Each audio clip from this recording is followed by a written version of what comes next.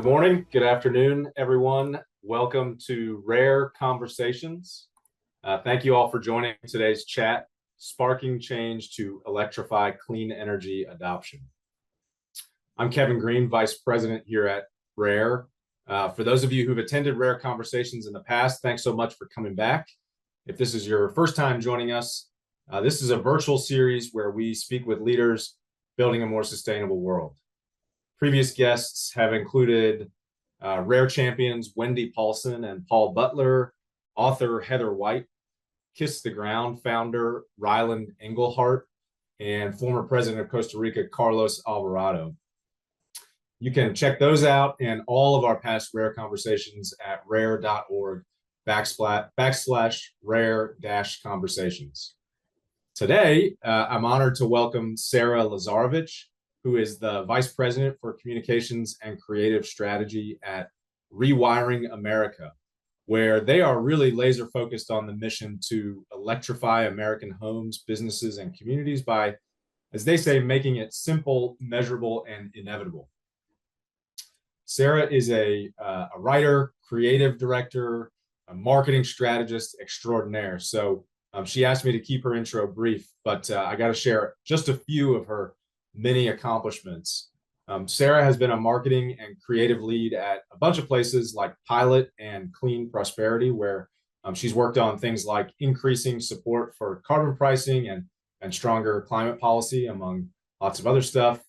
In 2021, she launched Talk Climate to Me, a free online climate education experience that has trained thousands of women across North America and still is. She's written a book called A Bunch of Pretty Things I Did Not Buy, which is a visual essay about consumerism. She's created award-winning films for Canada's National Film Board. She was awarded a Massey Fellowship to study behavioral science and environmental policy at the University of Toronto, and so much more, including her current very important and impactful work at Rewiring America, which she's going to tell us lots more about today. Sarah, welcome to Rare Conversations. Wow, thank you so much for that amazing introduction, and I'm so happy to be here. We're happy you're here. I have to start with a really hard-hitting question, which is, how did you find yourself dressed up as a heat pump? That picture that we saw in the intro.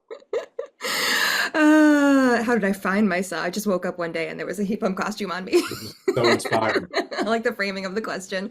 Why did we make a heat pump costume? You know, lots of talk about how a bill becomes a law and fun things we could do to make extremely nerdy and oftentimes invisible household machinery visually salient for people. So the idea of Mr. Heat Pump was born when my then colleague, Sam Kalish, who just was basically Mr. Heat Pump personified, like a walking encyclopedia of heat pump knowledge, with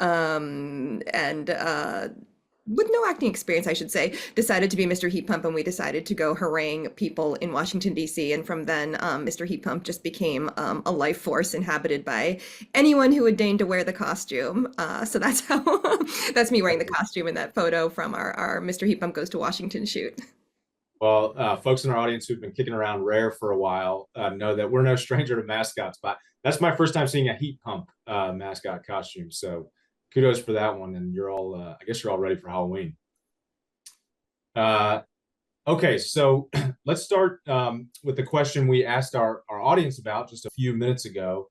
What % of US energy related emissions come from our homes and vehicles? So we're going to pop up on the screen here. First, let's see what our audience said about this.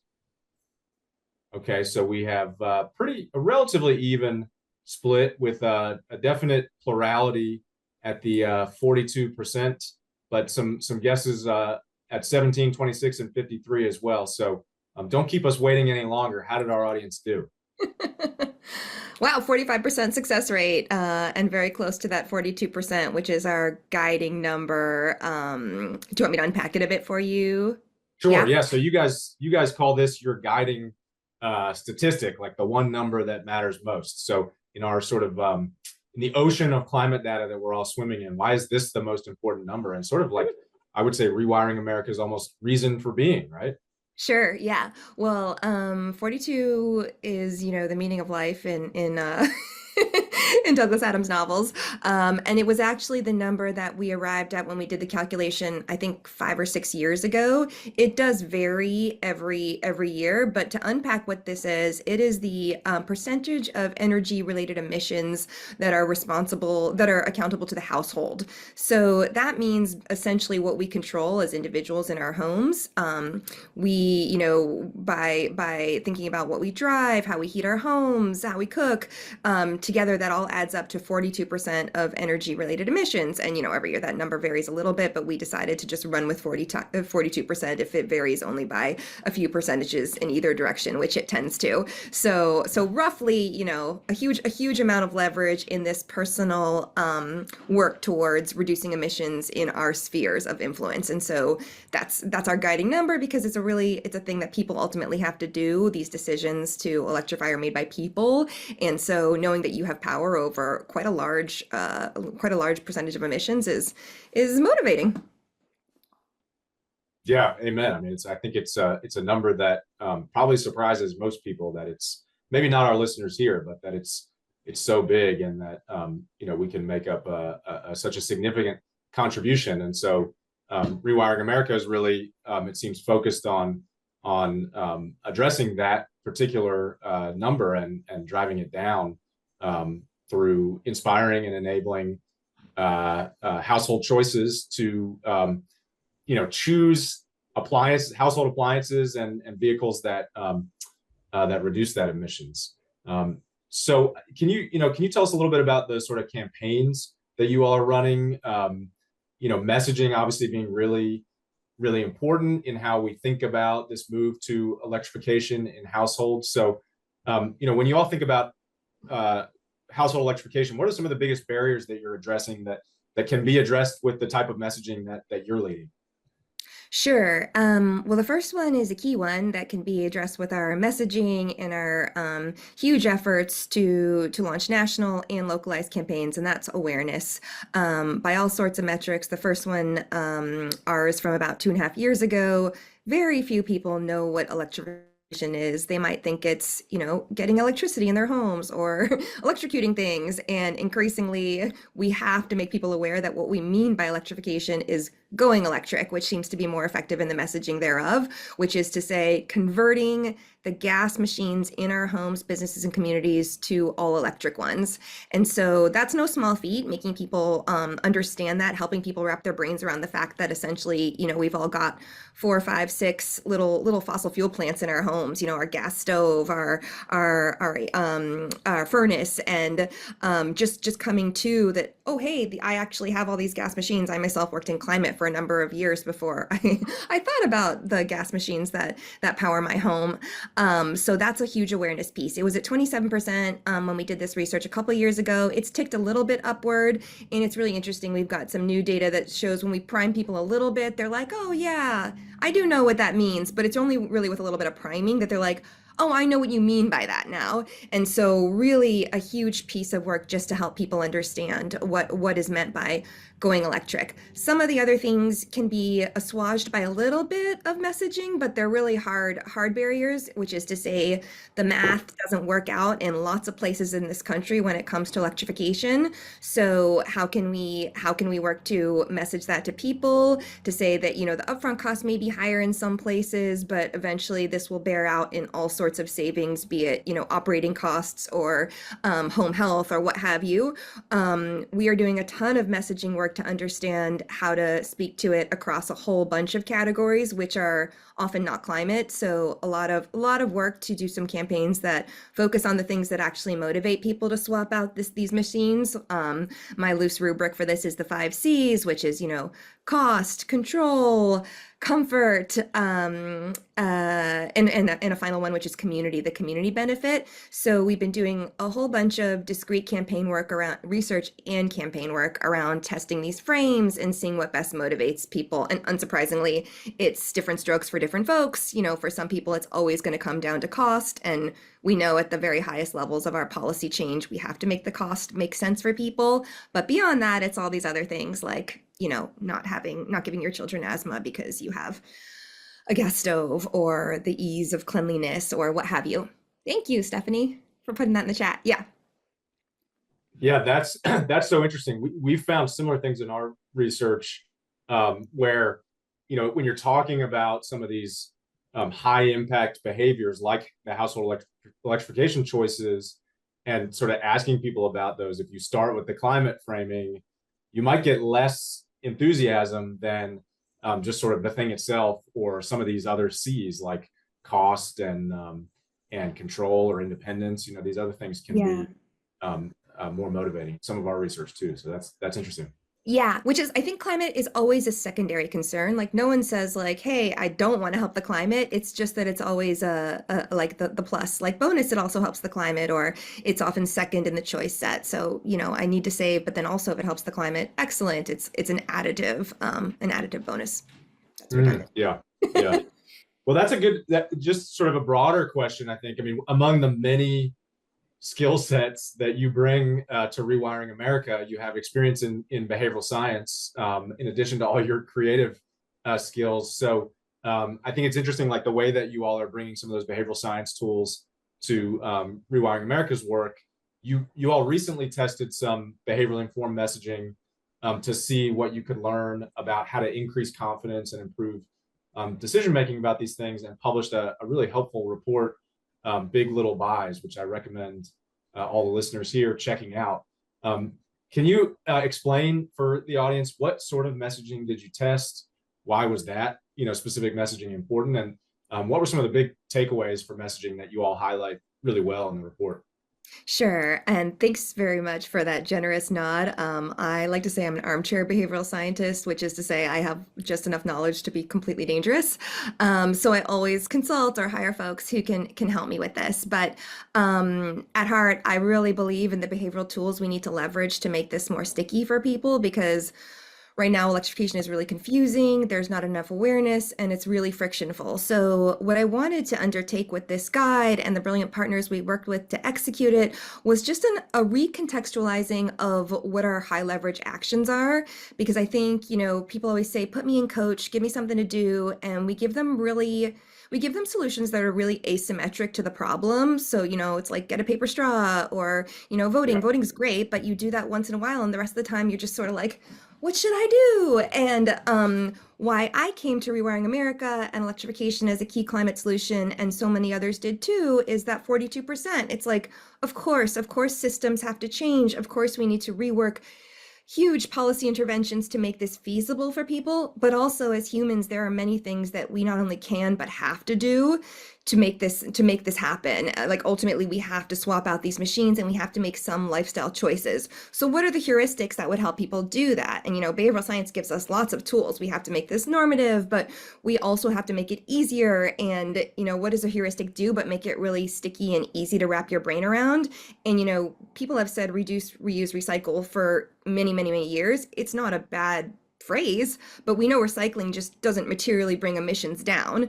So what is a way of framing this? Electrification is a huge lever, just like lots of other things are. So, without pitting solutions against each other, because, when everyone totes up their carbon accounting, whether they should or not is a whole other matter. But when everyone totes up what they can do in the world, where are the places where they have leverage? And I thought behavioral science was a great tool in helping us articulate that leverage to people, because so many people just don't know. I didn't realize when I swapped out my gas furnace for a heat pump, I would bring my household emissions down by 75%. And some of this research is also just about removing, and the real behavioral scientists know there's so much great work done on cognitive fatigue and choice overload. And I find often in this climate space, people are like being purveyed a suite of solutions, some good faith, some bad faith, but how do we make it so that they can parse through those and just do the simple things that really matter? So at the heart of this guide is just like, do these simple things, because people need a few simple things to do so they're not, caught in the 10,000 decisions a day that we actually make. Sorry, I'm going deep on this because it's a passion area of mine. Yeah. But like, the millions of micro decisions we make every day that actually have negligible impact on the climate, how can we just sort of do them if you want to do them? But these huge things are what to focus your attention on and make them set it and forget it decisions, which is to say, you get an EV once or you switch to an e-bike once and, maybe longer given planned obsolescence, but 10 to 15 years of huge emissions benefit and negligible cognitive fatigue and decision fatigue for you as an individual. So yeah, we tested these frames that were sort of put forth by our founder Saul Griffin, who likes to say these things, and when he says them, he's charming Australian, so they tend to land, and people are like, oh, I just have to do these 5 things. That was terrible. Please erase that I ever did an Australian accent. But they're like, I just have to do these five things, and I'm gold. So we wanted to test whether those actually made sense to people, and the neat results are that they do. People really respond to like, hey, I just have to do 5 really big things over the next 10 to 20 years. Not right away. I don't have to go drop $100,000 on a whole new electric everything. I just have to make these decisions as my appliances break. I have to make good decisions, replacing dirty fossil fuel machines for clean electric ones. Did I answer all your questions? Yeah, yeah. Well, maybe to dig into that, I mean, there's so much good stuff there. This kind of this transition from focusing on the big decisions and you all really focusing on like the transition moments. In this case, being a lot of like when one dies, then switch to electric.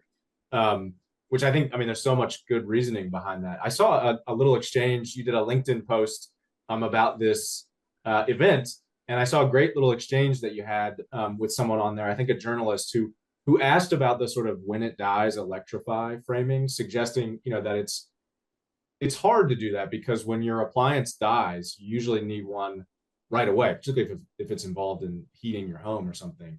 But there are a lot of complex steps, for instance, going from gas to electric or something. So, arguably it could be among the least convenient times. I thought you gave a really helpful response to that question, explaining some of your thinking and rationale on it. So putting you on the spot, but would you mind recapping that here for folks who Sure. may have a similar Yeah, question? yeah. To bring folks up to speed, when it dies, Electrify is one of our bits of messaging because we know that among climate concerned folks, there's this feeling that they have to go out and do everything right now. They know that we're on the clock when it comes to reducing emissions, and the things that we do in the near term matter more than the things we do in the far term. And so there's this feeling that I must go out and like swap out my machine right now. But actually, we just need people to, when it dies, electrify. What the journalist was speaking to is a very real concern, which is that, if you go replace something right when it dies, and that's when most furnaces are replaced. Most people don't proactively or preemptively replace a perfectly good machine in certain categories. And so when someone's furnace dies in the middle of winter and they then go to replace it and they want to go replace it with a heat pump because they are one of the people who have been made aware of the wonderful benefits of heat pumps, not because they've seen me in a costume, but who knows? Then they go to do that, and their contractor says, "Oh, actually, your wiring, you need a new panel, or you need this, or you need that, or I actually don't have one in the truck, but I do have a gas furnace right here, and your dog is getting cold, and you're seeing the thermostat go down. What are you going to do? You're probably going to replace it with another gas furnace, and then you're locking in, another 15 to 20 more years of emissions, and we can't have that. So it's a message that needs nuance, and when we test it, it's really in that approach. Like just we're not throwing at you like a whole expensive litany of things you can do. You need to do right this moment, but you need to make that preparedness plan. We have a tool that helps folks do it. Just scheduling out the things they need to do, and that can be, to call on behavioral science, like, even setting implementation intentions or doing some messaging or setting reminders. Hey, did you know your furnace is probably going to die in a year and a half? Do you have a contractor lined up? Have you made those 2 calls to make sure, you're ready to install what you need to install when the time comes? So it's both of those things together. Yeah, I'm trying to think what else I said in that post, but yeah, that's the gist of it.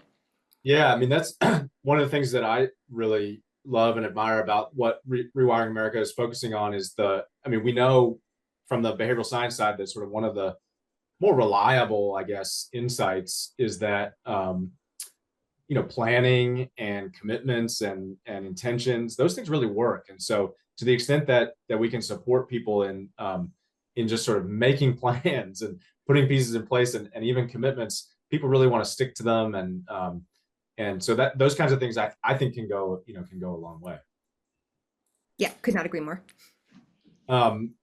Shifting ever so slightly, you all focus on, these huge gains in emissions reductions that are, reachable by changes at the household level, where the options have really improved dramatically in recent years.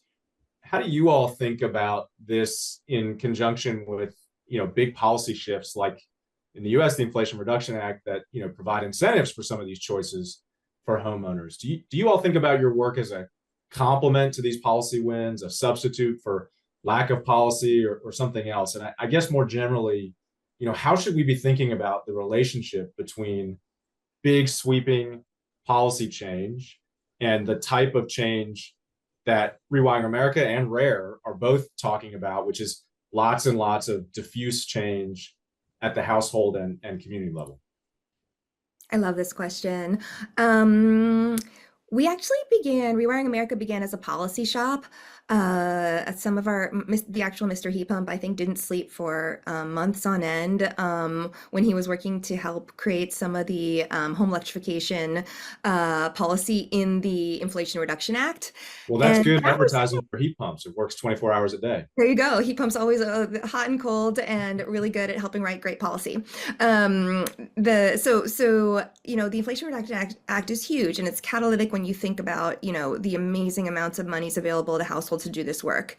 We know that we need sweeping policy at every level. We need to upend the status quo, and the incumbent subsidies we pay to maintain a gas infrastructure that is increasingly killing us and the planet. So our team works really hard and is growing and is going to keep pushing on the federal policy levers as well as, state and regional campaigns to make the math make sense. Because ultimately, unless you are, just flowing in dollars and a huge fan of heat pumps, you're not going to buy the thing that is extremely expensive because it's going to cost you a ton more to run. So right now that doesn't math out in a whole bunch of places in the country. And so our policy team needs to work to make that happen. Even if we do make that happen, like the IRA money is available and 8 billion people took advantage of some of the benefits in it this year to do all sorts of home renovation upgrades, lots of heat pumps and what have you. But that's just a small fraction of, what people could have taken advantage of. So it's not for lack of policy in some cases to help execute. You could say, oh, well, that, the $2,000 wasn't enough for me to get a heat pump, or I need more. And that's true. But even still, there is just a gap between, the policy that affects the cost and the change needed to happen, and then people taking advantage of things. And that's in part awareness, in part all the things you talk about, the social diffusion. I may know about something and see an article about a benefit available to me, but it's usually when I'm talking to my neighbor in front of my house where I'm like, oh, you got a heat pump, do you like it? Or you got an EV, how is that? That those connections are made, and that the social diffusion and the normalization and awareness of things that are very rarefied. I see your logo on the screen. That's why I use the word rare.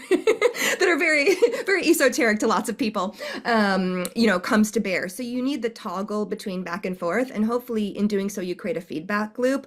The more excited and activated consumers, and we see this social diffusion happening, the more likely you are to get that policy change, because there's some great research that I think was done in partnership with Rare, but who advocates for better EV charging? EV owners. And who's going to make sure that the policies are good for solar? People who already have solar. So you see this feedback mechanism that better policy comes from the more people buying into this work. So it's sort of a hedge, but it's a both and answer. We absolutely need incredible policy work to affect change at the scale and speed we need. And then we need people on the ground to hear those messages and rapidly adopt and catalyze and normalize this stuff so that we see the adoption and uptake of the policy to make the policy durable, because if nobody takes advantage of a policy and advocates for it, it also won't be durable.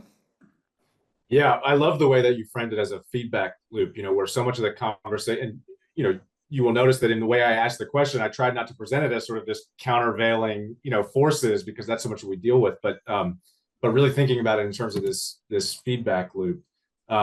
Rare's own research in what we call the Climate Culture Index has found that the majority of Americans support climate positive policies, designed to boost some of these impactful climate actions. For instance, we find that more than 80% of Americans in a representative sample support an upfront cash rebate for the purchase of a heat pump. But the same representative sample of Americans think less than half of the country supports this policy. So they think like they're the outlier and that most people don't support Yeah. such a policy. So there's this really interesting, what researchers call pluralistic ignorance around some of these domains. And I wonder if you think, does that sort of pluralistic ignorance matter? And how do we overcome that kind of thing? And maybe the Yeah. answer is sort of the feedback loops that you're describing, but curious what you A think. little bit, but the pluralistic ignorance comes into play in everything and is at the heart of all our work. Like Talk Climate to Me, the program of mine that you mentioned, is it bears out in climate awareness. Most people care about climate but think their neighbors don't. Why? Because nobody talks about climate. So the program that we created, Talk Climate to Me, was meant to normalize talking about climate, make it unscary, make it not feel weird to be talking about your neighbors or at your book club about these things. The same holds true for electrification. I think the tough part is that a lot of the stuff we do is not visually salient. If you get solar panels, they're extremely visually salient. So you see across research that solar panels are catching because people see those panels on their neighbor's house, and then they're more people in the same postal code, zip code, are more likely to have solar panels when their neighbors have them. The induction stove is inside the house, so you don't really know about it, right? Unless you're like over at someone's house for dinner, it's not as easily, it doesn't spread as Right. easily. So there are a whole bunch of neat things being done by our team, as well as great groups like Nesta and the behavioral science team. Like, can you put a lawn sign out? Like, I have an extremely dorky lawn sign that, says, ask me about my heat pump, because the heat pump is in the back of the house. And one of the things I've talked about with a lot of colleagues is like, should we encourage people to put those heat pumps in the front of their houses so that you actually see that, look, all these houses have heat pumps. What is that thing? I've never seen a machine like that with a giant fan in the front. It becomes normative when you see, like, and now on my street there are about 6 neighbors who have heat pumps on the front of their houses because we all have row houses. So it makes good sense. So what are other ways we can make the unseen seen to upend that pluralistic ignorance? And so that can be everything from getting people to socialize. I host dorky heat pump parties where I invite neighbors over to see my induction stove and my heat pump, and like just make it feel visible and like accessible to people. But the more we do that, the more we help it spread. And unlike other things, I always like talk about Regina George and Mean Girls, like wearing a shirt that's terrible and then suddenly everybody's wearing that shirt. How do we create those repeatable, spreadable moments for electrification?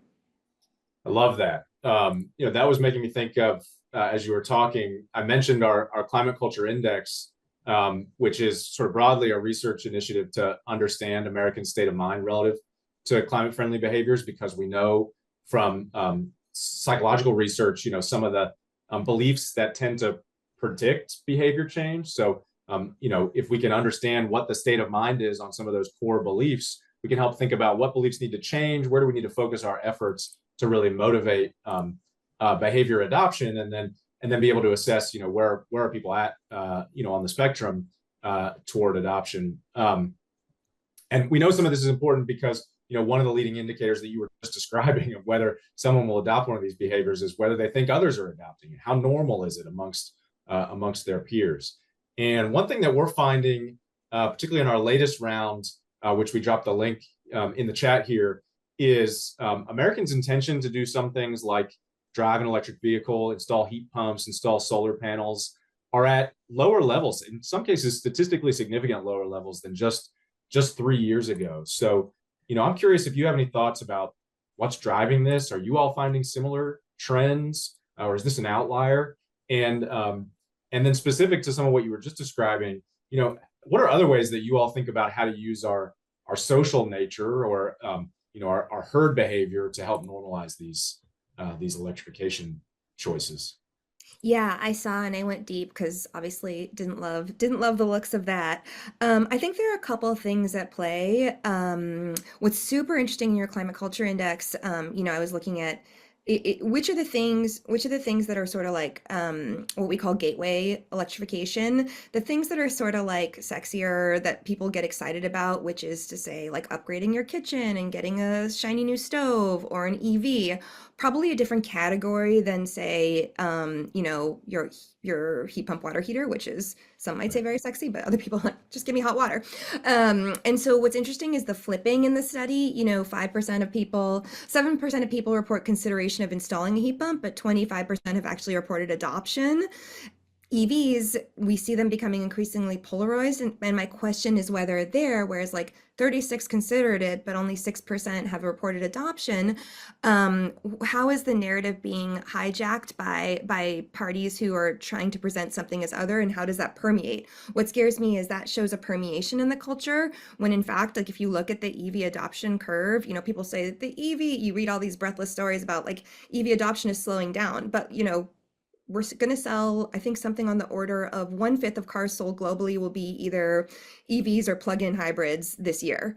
I mean, this is a technology that's come it's driven a really long ways in relatively short amount of time. So whose narrative is it to say that this transition is slowing? And then when that permeates, what does it say to people? Oh, people aren't buying them. And then you see that ripple effect. So what can we be doing to curtail that narrative? Because it's not the normative narrative. That narrative is put forth by people who have a vested interest in maintaining the status quo in the perpetuation of selling internal combustion engine vehicles. So you see that trickle down pretty quickly into the cultural index, where someone's like, oh yeah, I saw this thing somewhere, these aren't selling well, I might not get one now, I'm going to wait a bit longer. But actually they're selling pretty darn well, batteries are better than they've ever been, charging is improving, just to use an example. So I think teasing apart where all of that is coming from is really helpful, and seeing it show up shows us just how much the work there is to be done to make sure we're tracking these narratives and pushing back against them, which is hard to do with limited dollars and a timeline. Yeah, so much there. I think one of the interesting things that you identify is sort of the difference between perception and reality, and a lot of what we're capturing is sort of the perception, which may not always be entirely consistent with the reality, but still very important. So yeah, so much to work on there. Okay, this has been so rich, and I'm monopolizing all the time to ask you questions. So we want to open it up a little bit to the audience for Q&A. While we wait for some more audience questions to come in, and please do keep sending those in through the Q&A function. If you have a burning question for Sarah, while people are getting a chance to submit those, let me ask you, have you electrified, I'm putting you on the spot, have you electrified everything? And if yes, what was the hardest? And if no, what's still holding you back? And I'll confess, that in our house, we've not yet made the switch to the electric cooktop in our home. And we cook a lot. So that one's high on the list for us to fix when that gas stove is ready to be Because you put love out. your current stove, or just it hasn't been the right time? Just just hasn't been the right time, all the priorities, and it's next on the list. Okay, awesome. I did switch from gas then to electric resistance and now to induction. And I will say the whole boiling water thing is magic. That said, I have one last appliance, which is my tankless hot water heater, because I tend to be the early adopter who buys the thing before the thing breaks, and I probably still have a little bit of time left. And those are a nascent technology that is increasingly amazing, but I'm just gonna wait this one out. And when that heat pump water heater, when that tankless dies, I will get a heat pump water heater and hopefully sever my gas. Although I do have a hybrid, which increasingly heats my whole house with the addition of a space heater, but like, God forbid we get like a -30 night, then my whole house will freeze, but I think I shall do it anyway. But yes, what's the hardest thing? The one thing I will say is there are certain things that are maybe not they don't have, we have an electric fire, we had an electric fireplace, a gas fireplace for a number of years, and knowing how terrible that was just like weighed upon me, even though it was so cozy to sit by the fire and read on a cold winter night. And we finally this year replaced it with an electric one, and people will say those look terrible because they just are like a fake version of a hearth, and we got a really beautiful one, but it's a bit too noisy. So that was the hardest one, because it just doesn't quite capture the magic of a fire, but we didn't want to have a wood burning fire because of asthma and all those things. So, most of the other technologies are fantastic, but that's one where we're catching up. It's good to be honest about these things. Even those of us who are most passionate, have our have our struggles with making the change. Okay, we have a ton of questions coming in. Keep them coming. First one for you is, many of us are renters. Besides replacing our cars with electric or hybrid cars, or using more public transportation, how can we reduce emissions? Are you contacting apartment building owners to convince them to change from gas appliances to electric? Yeah, this is huge and it's quite a sensitive issue because often it is really difficult to contact your landlord or, just advocate for these changes. There are lots of things renters can do without taking that step. You can, what we did before we got before we switched to electric, you can put a butcher's block on top of your stove and put a $60 induction hot plate there, and it's actually a pretty excellent cooktop and super fun. There are things like window unit heat pumps that you can do, but really as a renter, you are bound by what your landlord or your tenant agreement allows. And so we do have some guides on the Rewiring site for how to talk to your landlords, but this is a tricky subject. There are things like community solar that you can invest in, absent the ability to make these switches. But increasingly, we recommend that people do all the things they can do, and then try their darndest to advocate for the things they want to see happen. And more, there are incentives and monies available to landlords to make these switches. And the more we can demonstrate the cost effectiveness of these swaps, the better we'll be. But it is quite hard. So I don't want to shy away from the fact that, it can be hard, especially even in co-ops where, there's four apartments and people are trying to get this thing done. You're gonna have like four units and seven opinions as to as to what to do, what kind of heat pump to get, and what have you. So that's real work. And there was something else I was going to say there. Oh, looking at the messaging for how to make that case. Increasingly, I think we're heading into a world where people won't want to rent apartments that have gas appliances. They'll say, hey, I don't want this apartment with this gas stove. I have a kid and I don't want my kid to have asthma. And, you see that manifesting in things like Zillow adding a climate resilience index to their searches. You see that showing up everywhere. And I think being ahead of the curve and being able to demonstrate to your landlord or someone, hey, when it's time to make that swap, you really should switch to electric because your next tenant may not be as cozy with this idea of gas machinery as I am. And so knowing that this is a long game, and sometimes landlords are amenable and want to swap stuff out right away, but sharing that messaging, and we have lots of handy little things you can print out and give, and things you can point them to, and trying to do that all in a fun way, because really at the end of the day, that's climate communications 101, which is like making sure you're messaging in a way that will land with your landlord, which can be about cost, can be about resiliency, can be a whole number of things. So not the best answer, but I wish you luck, and I'm always happy to chat about this. But it seems like um, maybe in the case of landlords and also like owners of short-term rentals, it's a little bit more explicit that their incentives are clearly focused around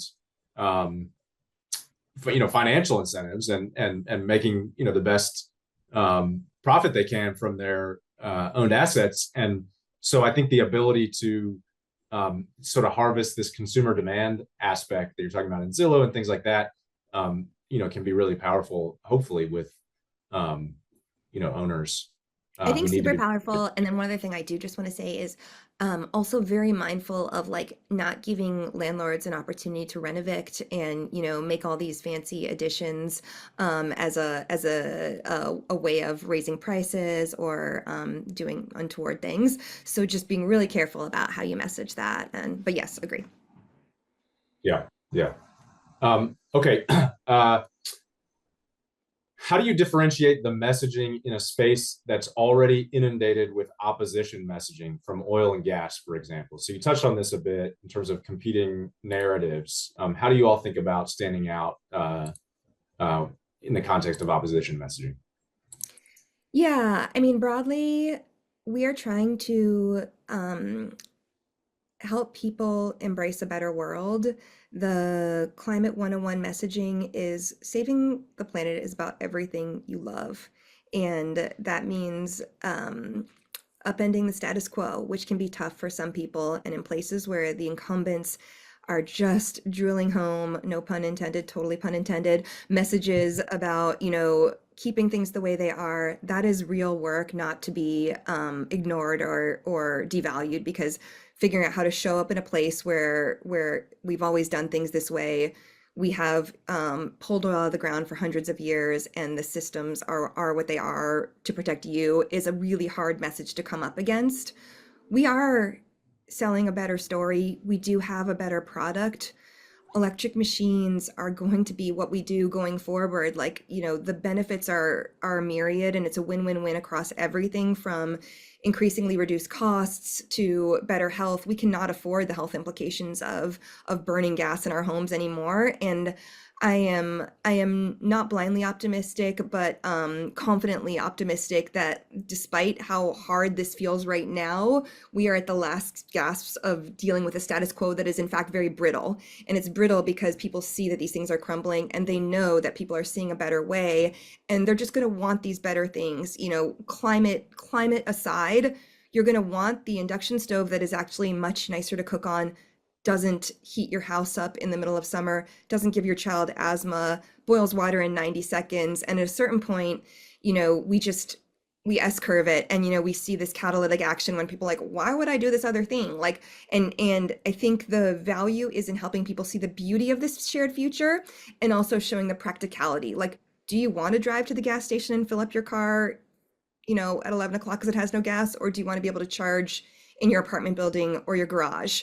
These are just things that eventually people are going to be like, why did I ever do them that way? Why did it? And so that's the work. One thing we really work hard to do at Rewiring America is show that this is not a partisan issue. Should be appealing to everybody, and our research bears this out. Like, you'd be surprised at who finds this message resonant. Oftentimes it's libertarians, it's people who care about good quality, who want a machine that will last forever and can be repaired. And that's another part of this story. Like, if you care about good quality products that endure, an electric car needs almost no repairs. There's all sorts of messaging that just transcends status quo, incumbency, and frankly outdated ideas. And so the thing to do is to do that in a way that is generous and gives all people a way into the story. And so it's not demonizing, because the people who pulled oil out of the ground for hundreds of years did that to support their families.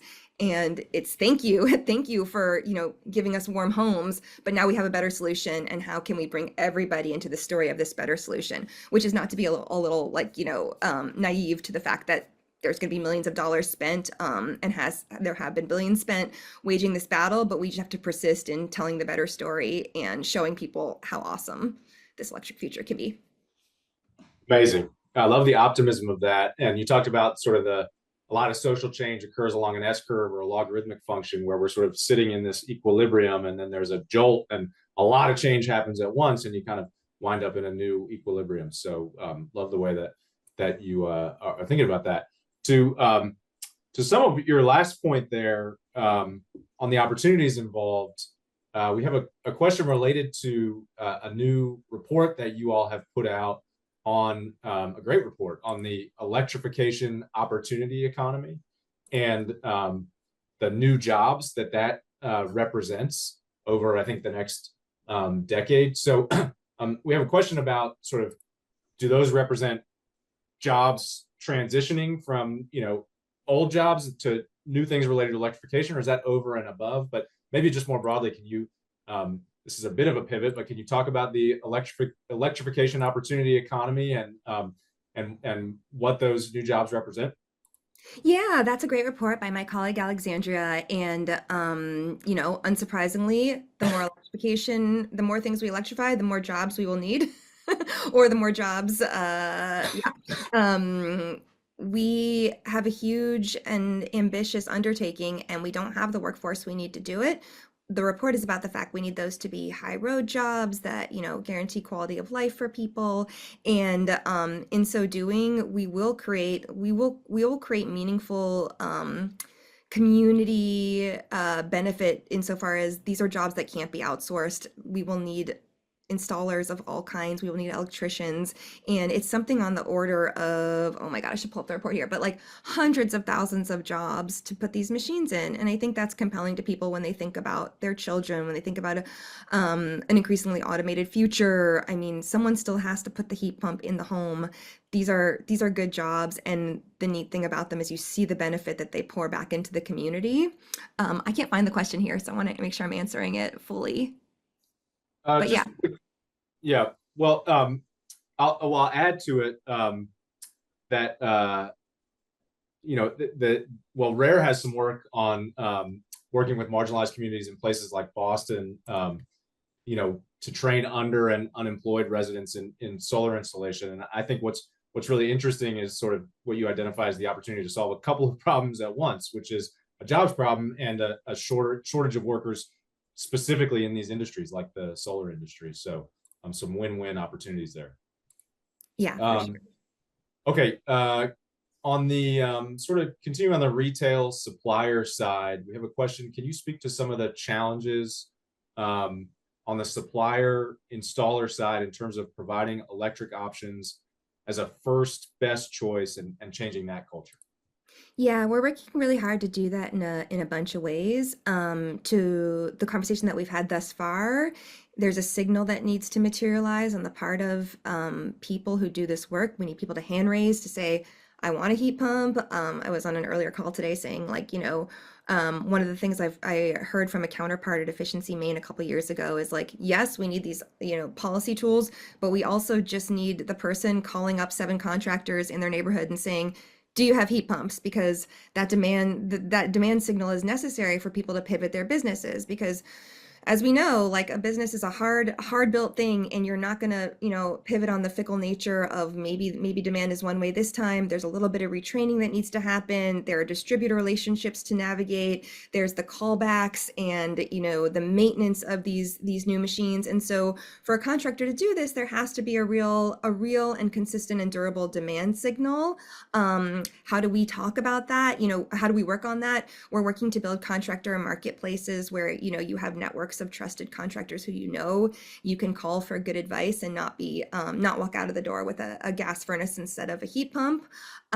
We also are working on implementation. So for us, that means making sure we can aggregate demand in a place so that there's enough business for one of these newly trained contractors to build a business, because they know they'll get the demand they need to build and grow a flourishing business meeting demand in a region, because they're bound by the geography of how far they can get, in their truck each day, and they need to have enough demand. They need to have 10 people on the street saying, please install a heat pump to make this viable. So there's that. And then at the retail level, what can we be doing to incentivize and make this happen? And that's, I want to go to Home Depot or Lowe's and see 10 induction stoves.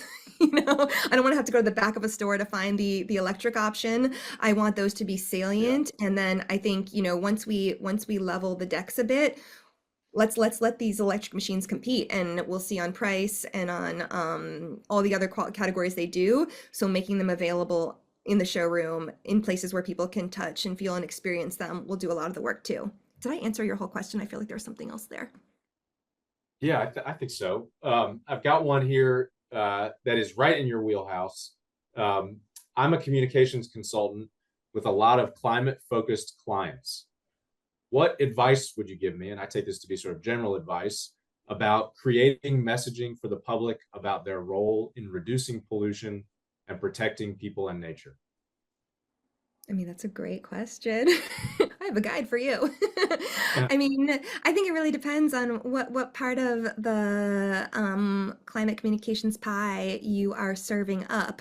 And I think every part is valid. For me, electrification became a huge thing because I find a lot of people who work in climate are predisposed to taking personal action, whether their lever is actually, helping enact policy change or mobilizing community towards something or other. There are a million things we can do. As Project Drawdown says, every job is a climate job. So it's finding your superpower by way of, an Ayanna Johnson Venn diagram or talking to people in your community. The thing for climate concerned folks is like giving tangible, meaningful, actionable things. So electrification is a key part of that tool set, hence this guide. But there are lots of other things too that get people going. And I think for me, the most tangible thing I've noticed with people is giving them something that they can own and use to catalyze change. So Talk Climate to Me, our program to help women have climate conversations, is a program wherein lots of people graduate and then become facilitators themselves. So they take that and they work on the social diffusion of that piece by then, magnifying the impact they can have to be so much greater than themselves.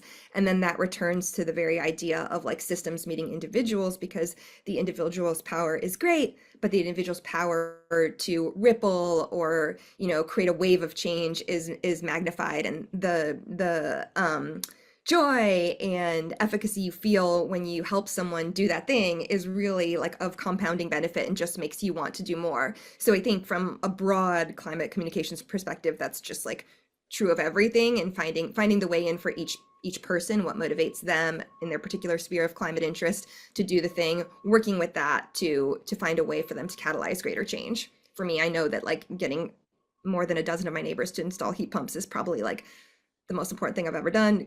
Aside, don't tell my kids.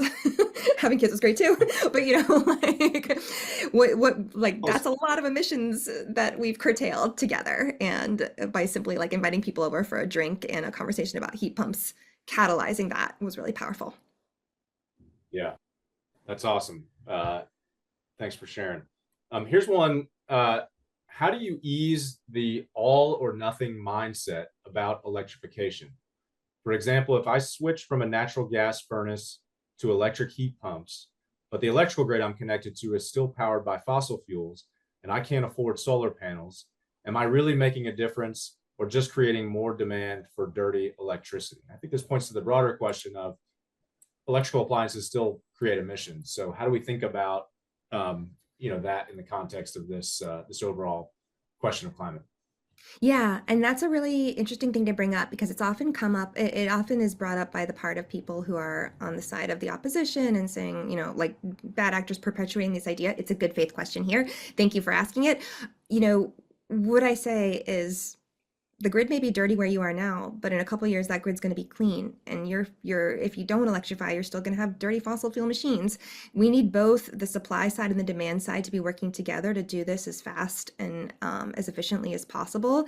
And electrifying takes some of that load off the grid in various ways. So if you can't get a battery, sure. If you can't go solar, that's fine. You're sending a signal and you're showing your load on the grid is lower because electric machines are way more efficient than gas machines, so you're drawing less from the grid. Everything needs to evolve in tandem as fast as possible. So the idea that we're going to wait for the grid to be dirty is like some sort of purity test that we cannot afford. The grid needs to get clean, and it does that by seeing that everyone wants to electrify, and they actually need to have better demand response and increase the power that we'll need to continue to scale and electrify cleanly. And so doing the work on your side will never be a wasted effort, even if you can't do it all at once. And I thought where you were going with this question was, it's unfortunate to have to pay for two systems, to still have a gas hookup fee or a monthly gas bill. And that's unfortunate and something, that only goes away when you fully electrify, but that will come in time. And how satisfied will I be when I get to stop paying my gas bill because I've gotten rid of that tankless hot water heater. I love the way you're thinking about, we can't wait for all of our options to be perfect before we before we get started. Otherwise, we'll never get anywhere. Okay, we've got one, maybe time for one or two more. This could be the last one. Bit of a different one, but a fun one. I believe Rewiring America launched an initiative earlier this year to work with Hollywood productions. How is that going so far? Is it possible to win over the Food Network and big name chefs to help in the electrification movement? This is an incredible softball question, and I'm wondering who wrote it, but I love it. Why, yes, we have launched an awesome initiative called Electric Creatives, and it is very much possible.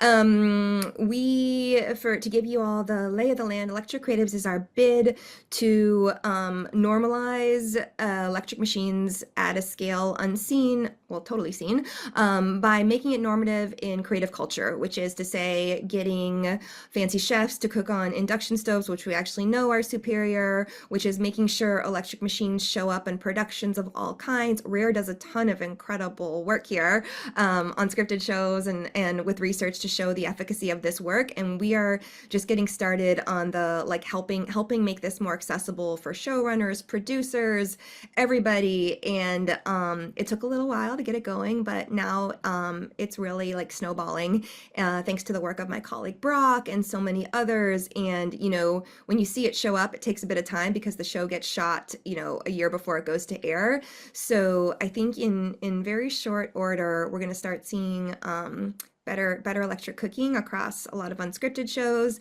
and we're going to keep working to make sure this happens everywhere else, because we know that that's the way you do things, either consciously or unconsciously, because people you admire or people you want to be like do those things. And in the case of cooking in particular, we know that is like just entrenched spin. The gas lobby has, given gas stoves to cooking schools since the 70s and perpetuated this idea that gas is somehow superior. But actually, if you interview a million chefs, they all tell you that like induction is far, far superior, way more precise.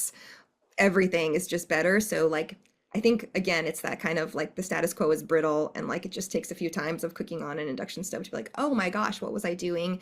And that will be true of the celebrity chefs you'll see on some shows that we've helped get some induction machines onto, and that will be true as it spreads, everywhere. That's awesome. Yeah, we strongly agree over here at Rare on the opportunity in the entertainment and media space. And we got a shameless plug there in the chat for some of Rare's work in the entertainment world as well, because I think there's some big levers there. Okay, we could go on all day long about these things. Sarah, you are a force, and we're such big fans of the work at Rewiring America. Sorry, tongue twister. So want to thank you so much for all of this information and inspiration. To recap a couple of things, make sure to check out Rewiring America's latest research, Big Little Buys, your electric messaging guide. We've dropped the link in the chat. I think we'll do that again.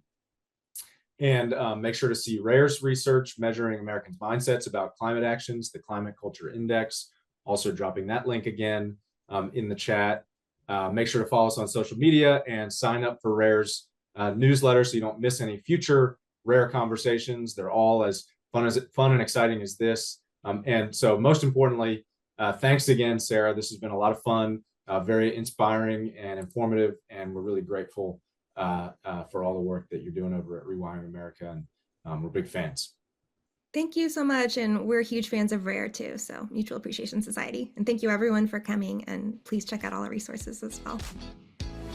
Thanks, Sarah, and thanks everybody for joining, and we will make sure you get the recording in follow-up.